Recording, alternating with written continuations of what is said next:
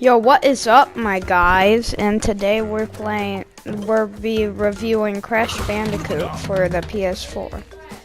This is a great remastered thing. Oh, so yeah, we're reviewing Crash on the PS4. It's a really good game, in my opinion. But here's the thing about it: depth perception is awful in these games, and you get a lot of cheapish death, and you wonder how you die there, and then you look like an idiot between your friends. That's what happens in Crash Bandicoot. It's not always the best game to be playing, graphics wise as well. Another thing that sucks about this game is that it runs on 30 FPS, which is sad. But other than that, there are really cool levels such as these. And then there are harder ones, such as Road to Nowhere, which are just endlessly torture. That's another thing. People think Crash Bandicoot games are easy. They're not until you've seen levels like Road to Nowhere. And for some reason, in this video later, you're gonna see a record of Papu Papu, and I had a problem beating him. I don't know why. I could beat Dr. Nitrous Brio in like one run. So yeah, things like that you see are like an inch away and you can't tell that it would have been there. But other than that, it's fun. And yeah, it's made by Naughty Dog. I think Crash Bandicoot really had his glory days on the PS1. Plus these 3 games that I'm gonna be reviewing. Oh yeah, and I forgot to tell you, it has no unbearable jetpack levels. That's only till Crash Bandicoot 2. And also, I love Crash Bandicoot 1's thing. You follow a path of levels, other than a warp zone, or like 5 levels in like one specific area. No, it follows a trail around 3 islands and a castle, and then to Neocortex airship, which I think is really cool. Because in all the other games, like Crash Bandicoot 3, they're all made into like little time vaults, like ancient Rome, Japan, other stuff. And also, I like how they put characters like Papu Papu into this game, because I don't think he's even in the second game.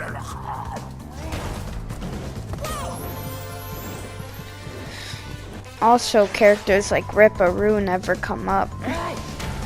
So yeah, I think I should do a review of each game individually. But that's getting beside the point. Crash Bandicoot's controls, okay, decent. It plays not that bad on 30 FPS, which is sad though that it's on 30 FPS. But yeah, it plays well. But things like that happen where he'll swing it back and then you'll die. I don't honestly think it's fair, but that's how this game works.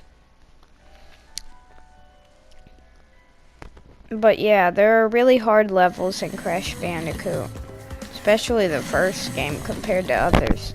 Later games aren't as hard, but still Crash Bandicoot 2 has a bit hard levels. Honestly, the jetpack levels aren't even the worst.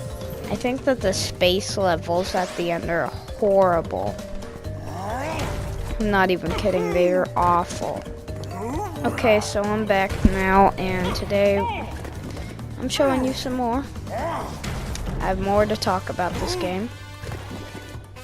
Here are other things about the game that don't make any sense. The camera angle sometimes. Like, look at that. And also the timing. You have to be precise, or else you can get hit by his thing. And even at the end, he can even fall at you, and that's actually how I didn't beat him, because I didn't know. All the timing has to be exact. And I don't like that. But that's the only really bad side about Crash Bandicoot. People say it's really hard, and they compare it to games like Dark Souls and Cuphead. No, there's a difference. Cuphead isn't that hard. Cuphead is like Crash Bandicoot. It's overrated for its difficulty. But games like Dark Souls, they deserve it. And in fact, I think Crash Bandicoot is amazing. Sure, it might be a little bit challenging, but I've beaten it in like 9 hours. Isn't that what a normal platformer should take you?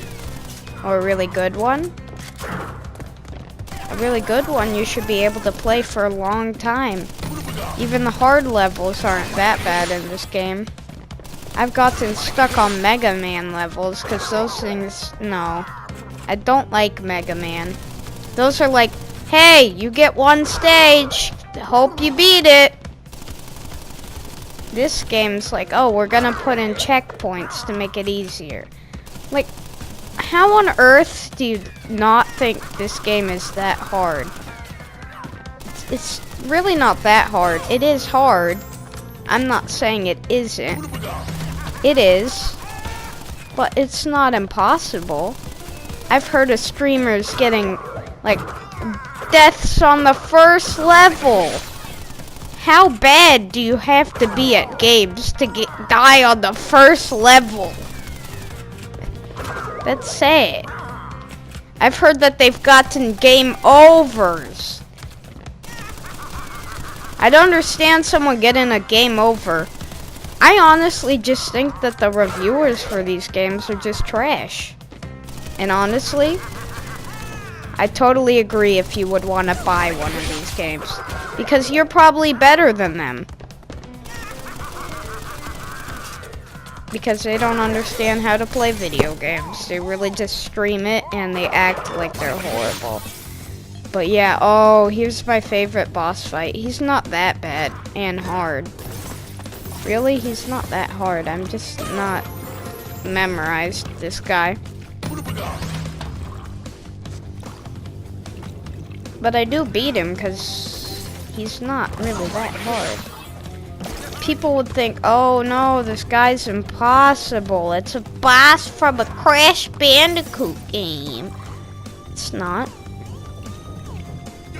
First of all, calm down. These aren't Cuphead bosses. Sometimes I think some of the bosses are easier than the actual levels. Like this guy, but other people be like taking an hour on this guy.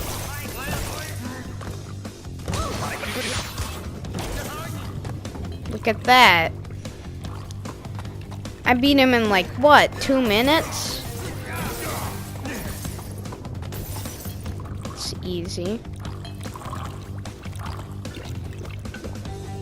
Also, Crash Bandicoot is original. There were no weird platformers that involved 3D at this time. In fact, this might be the first 3D platformer. I wouldn't count Mario 64 as a real platformer. I think Mario 64 is like its own separate adventure game. Kind of like Mario Galaxy. Not technically platformers all the time. They got weird side quests. Crash Bandicoot is just an old-style platformer with 3D aspects. And that's awesome. And I know what you're gonna tell me. 3D isn't good all the time.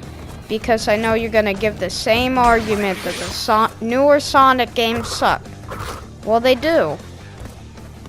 Just like every game, there's bound to be horrible games. I mean, Crash Bandicoot has gotten the Crash Tag Team Racing, which nobody even knows about, and I'm glad they don't. Because there's like 8 characters. How do you go from 16 characters into Nitro Kart to 8? Explain.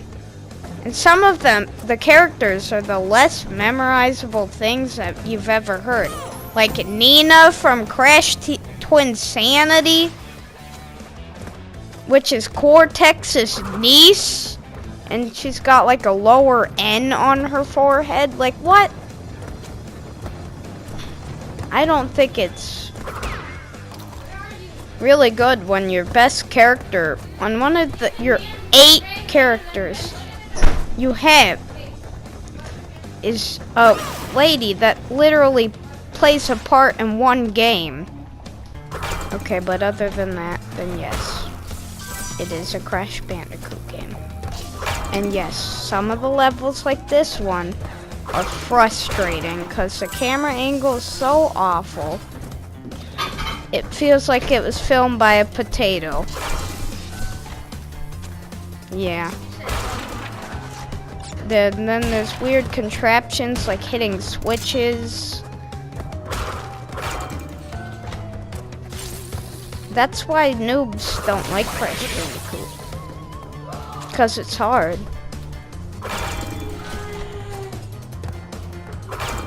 Robert, you're a noob at Roblox, not Crash Bandicoot.